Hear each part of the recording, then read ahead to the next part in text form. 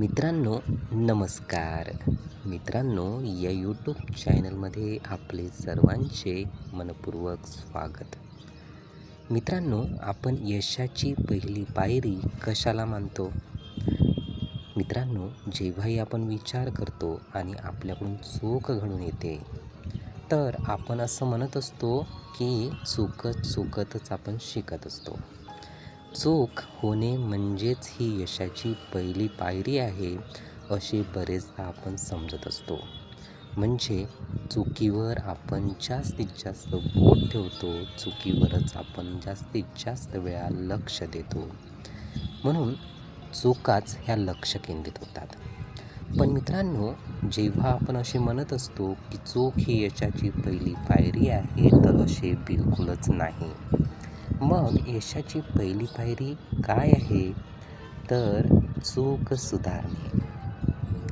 झालेली चूक आहे तिच्यात सुधारणा करणे हीच यशाची पहिली पायरी आहे. म्हणजे भविष्यात अशा पद्धतीने कुठल्याही प्रकारची चुकी होऊ नये. या चुकीतूनच आपण शिकावे असा त्याचा अर्थ नक्कीच आपण घ्यावा. म्हणून मित्रांनो, चुका या टार्गेट होण्यापेक्षा चुका सुधारणे या टार्गेट व्हायला पाहिजे. यावर लक्ष केंद्रित व्हायला पाहिजे. तेव्हाच कुठे आपण सकारात्मक पद्धतीने कुठल्याही गोष्टीला समोर जाऊ शकू व उपायात्मकच लक्ष केंद्रित आपले होईल.